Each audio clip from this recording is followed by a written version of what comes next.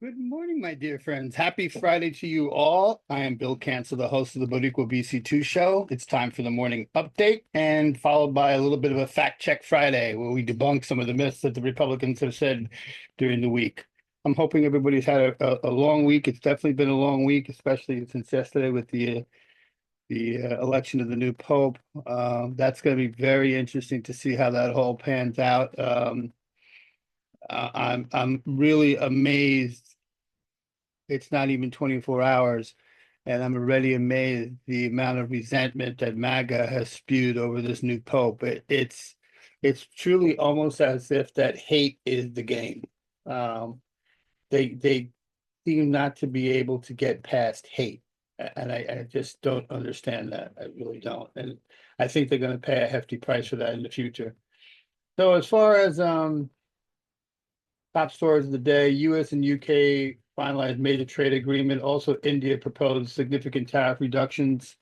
I'm not quite sure what to make of this, to be perfectly honest with you. I was kind of surprised to read this morning that President Trump and Prime Minister Keir Starmer announced a comprehensive trade deal. I don't think it's a trade deal because everything else that I read after that subsequently says that it is a framework for a trade deal. And I'm almost certain that the UK came out and said that it is not a trade deal, that it's just the framework of a trade deal. So Trump already looks weak and he looks bad for having this whole big promotion, that hype thing that he did yesterday, saying it's going to be groundbreaking, earth shattering news on a framework. Really? Where have we had that before?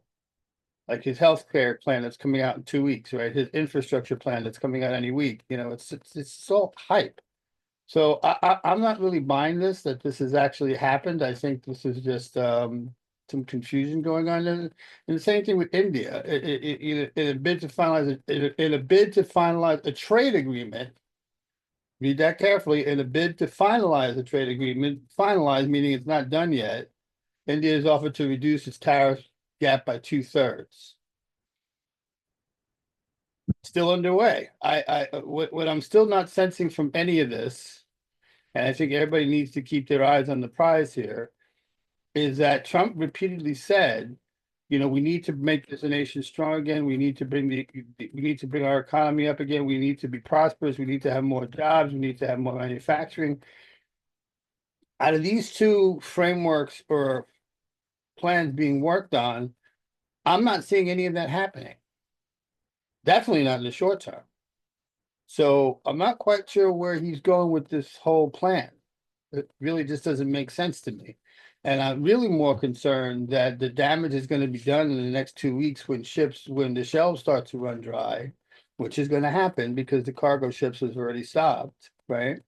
Um, how he's going to get out of that, because the people are not going to wait for him for another 60 days to solve this problem. They're just not. So, this is another classic example of Trump shooting himself in the foot and wondering why he's bleeding and he doesn't have any more toes. I really just don't quite get it. In another brilliant move by the Trump administration, they decided to appoint the most highly qualified person as the interim attorney for DC, Janine Pirro. Really? That's the number one choice they can come up with. A television host personality. Well, I guess since they got Mr. Keg's breath, they wanted to stay in the family of Fox. And I think somebody else in the administration is from Fox as well, too. So this is a shit show.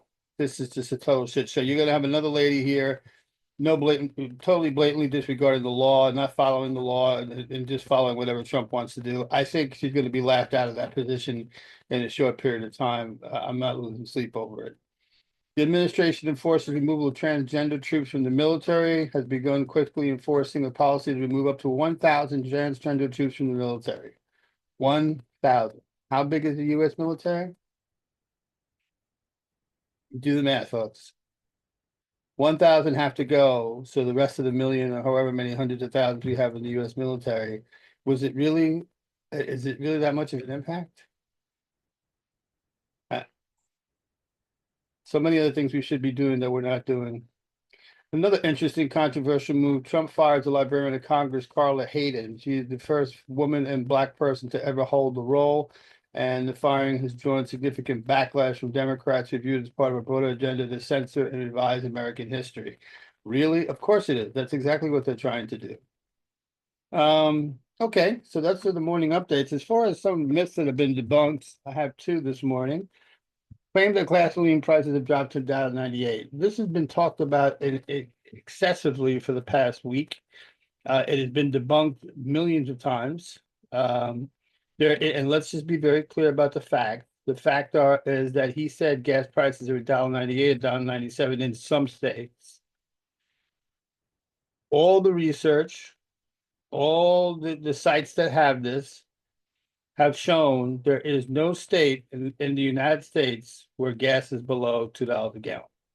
I think the lowest gas price I saw was in Mississippi at about $2.37 a gallon, which is way above $1.98 a gallon. I don't know why he insists on doing this, because although MAGA believes everything he says, right? MAGA has eyes, right? So when they go fill up their truck for $70, $80, $90, and they see that gas is not $1.98, what are they going to think? It's not mainstream media's fault. It's not the liberals' fault. It's your guys' fault because your guys said it's $1.98. So I think that's another catastrophic failure for Trump. That's going to really come back to bite him. If you add the high gas prices, which we have now, and gas prices should, in my estimate, start to climb as we get into the summer months due to demand, and then factor in the fact that we're not going to have shelves full with product because of the tariff situation, Trump is headed to some really rough waters in the next couple of weeks. Well, the whole country is, but Trump's going to have a lot of answering he's got to do. There was an interesting one. The Trump administration HHS report on transgender youth care is grounded in scientific consensus. That's the claim. The claim that the Republican made is that this report was on transgender youth care is grounded in scientific consensus. The reality is the Department of Health and Human Services released a report May 2025 advocating for gender exploratory therapy for transgender youth, a practice widely regarded as a form of conversion therapy.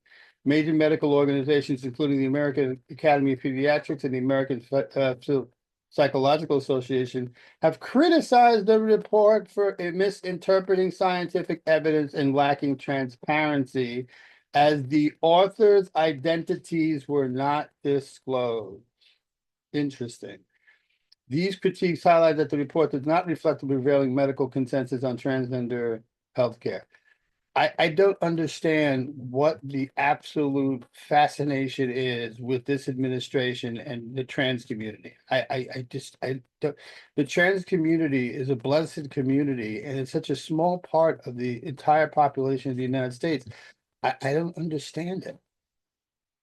If you didn't get a chance to watch the show yesterday, the panel show yesterday, we had a panel on the Northeast LBGTQ movement. Some of the stories that came out of this were heart-wrenching. I mean, kids that are like 16, 19 who are trans or maybe trans. Some were actually trans.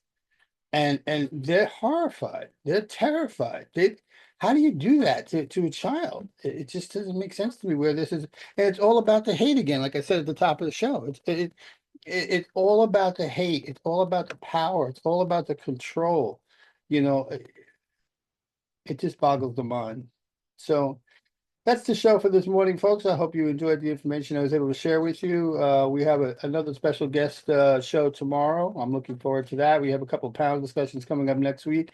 I'm also working with a couple of TikTok influencers to be on the show. I want to merge the two worlds together. I mean, I want to kind of get some blue sky input on the show, and I also want to get some TikToker information on the show because TikTok is very powerful when it comes to influencing our fight, right? And there are a lot of people on that platform that are really integral in our fight that don't have a voice specifically in Blue Sky and so on and so forth. So I kind of want to make sure there's a merge between the two so that people know from both sides that, this person's a player, that person's a player, this person's a player, and so on and so forth. So I'm looking forward to working that out. I'm also publishing today the BoricuaBC2 show core panel discussion that took place last Sunday. That'll be out for release this morning.